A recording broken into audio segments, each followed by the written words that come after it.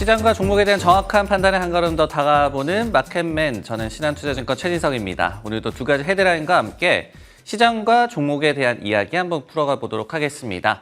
첫 번째 헤드라인은 제가 최근에 이 채권 시장의 움직임을 좀 갖고 와봤습니다. 10년물 국채금리가 이날에 한 달 만에 3.6%를 상회했다. 어떤 의미가 있는지 지금부터 한번 살펴보도록 하겠습니다. 지난주 금요일에 고용지표가 좀 서프라이즈로 나오면서 국채금리의 반등 추세가 좀 지속되고 있는 그런 모습입니다. 그러면서 미국의 10년물 국채금리가 한 달 만에 3.6%를 상회를 했는데요. 지금 뭐 일중의 흐름을 보더라도 이 오후장 들어서 잠시 좀 꺾이기는 했지만은 그래도 좀 상승세가 두드러지는 모습이 전일 대비해서는 좀 나타났습니다. 10년물뿐만이 아니라 일단은 뭐 10년물에 대해서 좀 더 말씀을 드리면은 이것이 1월 11일 이후에 약간 한 달 만에 3.6%를 상회한 것이다라고 다시 한번 좀 말씀을 드리겠고요. 10년물뿐만이 아니라 이 통화정책에 더욱더 좀 민감하게 반응을 하기 마련인 2년물 금리 역시도 이날 15베이시스 포인트가량 오른 4.45% 육박하는 역시 채권금리의 상승세가 나타났습니다. 경제 상황이라든지 그리고 앞으로의 뭐 경기 전망, 또 인플레이션 전망, 여기에 더해서 통화정책 등의 다양한 요소가 이제 국채금리에 영향을 주게 되는데요. 그러다 보니까 이번 주에도 채권 시장에서도 투자자들은 일단은 경제 지표 측면에서는 무역 수지 지표라든지 아니면은 미시간대 소비 심리 지수 이런 지표들을 기다리고 있는 상황입니다. 그리고 이제 통화 정책도 채권 금리에 많은 영향을 준다라고 말씀을 드렸던 만큼 연준 인사들의 발언에 대해서도 시장의 관심이 좀 고조되고 있는 상황인데요. 당장 이제 현재 시각으로 이 화요일에 제롬 파월 미 연준 의장이 이코노미 클럽에서 연설을 할 예정입니다. 이런 부분들 역시도 국채 금리에 추가적으로 영향을 줄 수 있는 요소로 꼽아볼 수가 있을 것 같습니다. 이렇게 좀 헤드라인에 대해서 설명을 일단은 드렸고요. 어떤 의미 그리고 또 우리가 어떤 부분을 좀 살펴봐야 하는가에 대해서 말씀을 드리도록 하겠습니다. 성장주의 반등을 견인했던 국채금리 하락세였죠. 그러면은 이제 일단락이 됐을까? 이 부분에 대해서 좀 더 탐구를 해보도록 하겠습니다. 올 들어서 사실은 이제 완만하게 국채금리가 미국에서 하락을 하고 있었어요. 그런데 고용지표가 이제 발표된 이후에 뭐 워낙 서프라이즈 지표가 나오다 보니까 이제 경기가 또 연착륙할 것이라는 기대감이 좀 약화되는 모습이고요. 그리고 높은 금리 상단에 대한 경계감이 재부각됐다. 현재 시장 상황을 이렇게 좀 진단을 해볼 수가 있을 것 같습니다. 실제로 주요 기관들도 뭐 전망을 좀 수정을 하거나 아니면 기존의 전망을 고수하고 있는 그런 모습이었는데요. 바클레이즈 같은 경우에는 시장은 하반기에 40bp 정도의 금리 인하를 예상 중이었다. 이런 부분들을 좀 반영을 하면서 채권 시장과 주식 시장이 움직여왔다라는 얘기로 해석할 수가 있겠죠. 하지만은 고용지표 발표 이후에 5.1% 정도 최소 이런 최종 금리가 장기적으로 유지될 가능성이 높아졌다라고 분석을 제시를 했고요.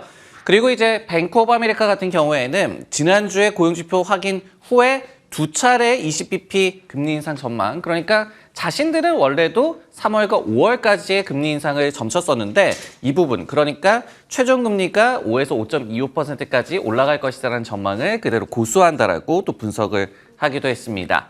실제로 여기에 더해서 기존에는 5월에 추가 금리 인상을 반영하지 않았던 선물 시장이었습니다. CME 페드워치 기준으로 좀 말씀을 드리자면은 하지만은 현재는 7대3 정도의 비율로 5월 달에 추가적인 금리 인상을 예상을 하고 있다. 확실히 그 고용지표 발표 이후에 온도가 많이 변했다. 이렇게 말씀을 드릴 수가 있을 것 같습니다. 앞서서 국채금리의 완만한 하락세가 올해 성장주의 반등을 좀 견인해 왔다라고 말씀을 드렸죠. 뱅가드 ETF 기준으로 봤을 때 성장주가 미국에서 올해 벌써 약 한 15% 정도 많이 상승을 했습니다. 워낙 단기적으로 많이 오르기도 했었고요. 여기에 더해서 금리 하락세에 좀 제동을 거는 이벤트가 일단은 발생을 했기 때문에 어떻게 본다면은 성장주 입장에서는 쉬어가는 구간에 진입할 수밖에 없었다. 이렇게 진단을 내려볼 수가 있을 것 같습니다. 네, 이번에는 종목과 관련한 헤드라인으로 한번 넘어가 보도록 하겠습니다. 델도 감원을 발표를 했어요. 그러면서 전체 직원의 5% 정도를 정리해고하겠다라고 얘기한 부분 역시 의미까지도 한번 탐색을 해보도록 하겠습니다. 델도 IT 업계 감원 칼바람에 이날 좀 합류를 했는데요. 공시를 통해서 전체 직원들의 5%에 해당하는 약 한 6,650명 정도를 감원하겠다라고 발표를 했습니다.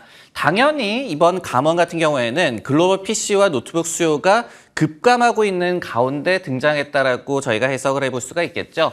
실제로 IDC의 분석에 따르면요. 지난해 4분기 글로벌 PC 출하량이 전년 대비해서 28%나 줄어들었는데 델은 더욱더 좀 직격탄을 맞았습니다. 37%의 감소세를 기록한 바가 있었습니다.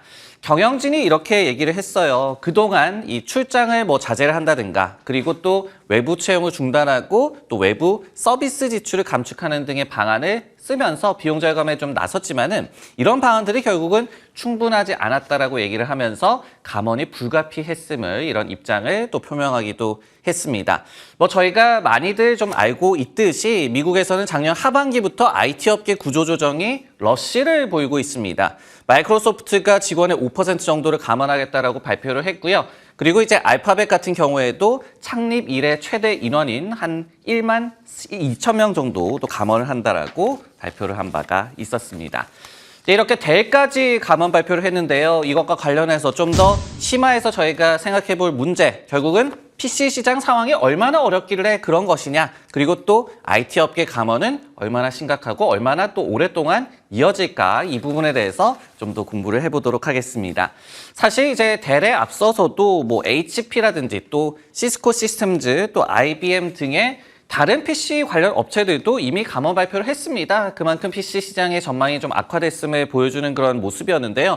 그런데 이제 델 같은 경우에는 특히 매출의 과반수 이상, 55%가 PC에서 창출됩니다. 그러다 보니까 이번 감원 칼바람을 피하지 못했다라고 해석을 할 수가 있을 것 같고요.